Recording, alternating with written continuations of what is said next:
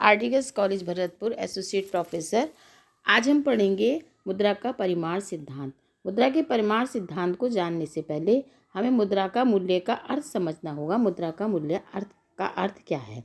Professor Keynes के अनुसार मुद्रा सिद्धांत का प्रारंभिक बिंदु यह है कि मुद्रा का मूल्य स्वाभाविक रूप से अस्थिर रहता है। यानी मुद्रा के सिद्धांतों की विवेचना करने से पहले हमें मुद्रा के मूल्य को समझना अत्यंत आवश्यक है। मुद्रा के अर्थ को हम 3 अर्थों से लेते हैं। पहला, मुद्रा मूल्य का आशय ब्याज दर से लगाया जाता है। दूसरा, मुद्रा मूल्य से अभिप्राय विनिमय दर से है। तीसरा, मुद्रा का मूल्य उसकी क्रय शक्ति से जाना जाता है। तो इस प्रकार हम देखते हैं कि मुद्रा का मूल्य वस्तुओं और सेवाओं की वह मात्रा है जो मुद्रा की एक इकाई के बदले में प्राप्त होती है। इस प्रकार मुद्रा का मूल्य मुद्रा की क्रय शक्ति से नापा जाता है। यद्यपि वस्तु और सेवाओं का मूल्य नापने के लिए मुद्रा एक सामान्य इकाई से है, पर द्रव्य का मूल्य मापने के लिए सामान्य इकाई का अभाव है। कोई भी एक वस्तु या सेवा मुद्रा का मूल्य नापने के लिए उपयुक्त नहीं है। वस्तुओं की अनेकता, मूल्यों में विभिन्न दशाओं और मात्राओं में परिवर्तन तथा अव्यावहारिकता है। रॉबर्टसन के शब्दों में एक मौद्रिक इकाई के बदले में विभिन्न वस्तुओं और सेवाओं की जो सामूहिक मात्रा प्राप्त हो सकती है उसे मुद्रा का मूल्य कहते हैं। यानी मुद्रा की मूल्य जो है उसकी क्रय शक्ति से नापा जाता है। अगर ये किताब 100 रुपये की है तो इसका मतलब मुद्रा का मूल्य 100। अगर ये किताब 110 रुपये की हो जाती है तो इसका मतलब मुद्रा का मूल्य कम हो जाता है। यानी अगर वस्तु और सेवाएं महंगी हो जाती हैं तो मुद्रा का मूल्य कम हो जाता है। अब मुद्रा के चलन वेग को, मुद्रा परिमाण सिद्धांत को जानने से पहले मुद्रा के चलन वेग को जानना भी अत्यंत आवश्यक है। मुद्रा का चलन वेग या वेलोसिटी और सर्कुलेशन ऑफ मनी। मुद्रा का चलन वेग का क्या अर्थ है? मुद्रा के चलन वेग का मतलब है मुद्रा का उपयोग वस्तु और सेवाओं के विनिमय के लिए होता है।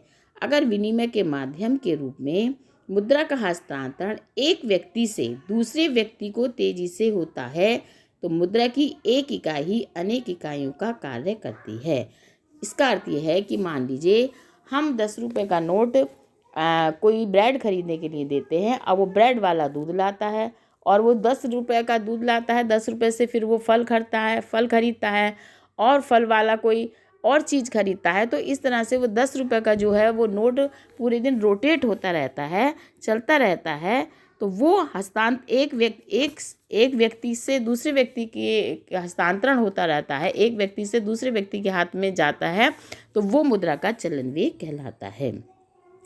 और मुद्रा की चलन वेग को जानने के लिए यानी MS बराबर M/V, MS ये बराबर है मुद्रा की पूर्ति बराबर मुद्रा की मात्रा गुणा उसका चलन वेग।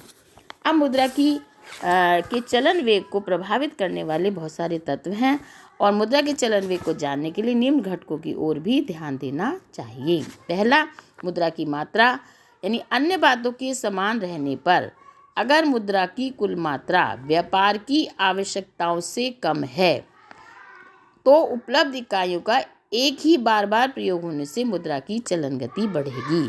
और अगर मुद्रा की कुल मात्रा अधिक हुई तो मुद्रा का चलन वेग कम होगा। यानी अगर मुद्रा की मात्रा कम होगी तो चलन वेग ज़्यादा होगा और मुद्रा की मात्रा अधिक होगी तो चलन वेग कम होगा।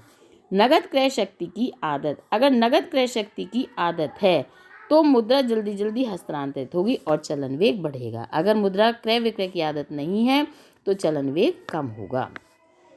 बचत की प्रवृत्ति, अगर लोगों में बचत की प्रवृत्ति अधिक है तो चलन वेग कम होगा, क्योंकि जब मुद्रा खर्ची नहीं होगी तो उसका चलन वेग कैसे होगा। इसके विपरीत अगर आय का अधिकांश भाग व्यय कर दिया जाता है तो चलन की गति अधिक होगी। उधार की अवधि, अगर उधार की अवधि अल्पकाल की हो, स्थगित भुगतान के सौदे जल्दी जल्दी पूरे किए जाने से चलन वेग बढ़ेगा। इसके विपरीत उधार अवधि लंबी है तो चलन वेग की गति कम होगी। द्रव्य की तरलता पसंद की, अगर लोग अपने पास द्रव्य को तरल रूप में अधिक रूप में रखना चाहते हैं तो चलन वेग कम होगा।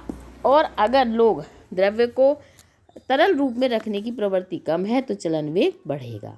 मूल्य के भावी अनुमान, अगर लोगों को भविष्य में वस्तुओं और सेवाओं के मूल्य बढ़ने की संभावना है तो द्रव्य को व्यय करेंगे, जिससे मुद्रा की चलन गति बढ़ेगी। इसके विपरीत अगर मूल्यों में भविष्य में गिरावट की आशा है तो वर्तमान में क्रय शक्ति कम होने से चलन व्यय कम हो जाएगा। आर्थिक विकास का स्तर। जितना देश अधिक विकसित और समृद्ध होगा उतना ही विनिमय अधिक होने से चलन गति बढ़ेगी और पिछड़ा होने पर चलन गति कम होगी।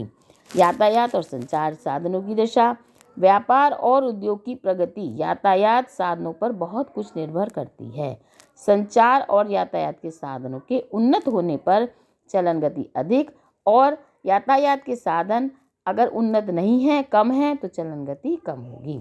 मजदूरी भुगतान का ढंग। अगर मजदूरी भुगतान का ढंग नगद में है तो जल्दी जल्दी किया जाता है तो चलन व्यय अधिक होगा, और चलन मजदूरी का भुगतान वस्तुओं और सेवाओं में दीर्घ काल में किया जाता है तो चलन गति कम होगी।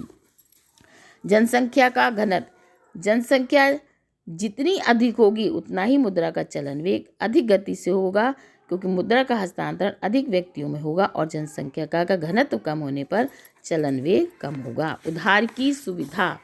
जितनी उधार की सुविधा अधिक होगी मुद्रा के रूप में विनिमय कम होगा और चलन गति कम होगी, और अगर उधार की सुविधाएं कम हैं तो सौदे चलन गति ज़्यादा होगी, क्योंकि वो सौदे जो है वो क्या होगा, तरल रूप में ही निमटेंगे और एक व्यक्ति से दूसरे व्यक्ति के हस्तांतरण मुद्रा का अधिक होगा।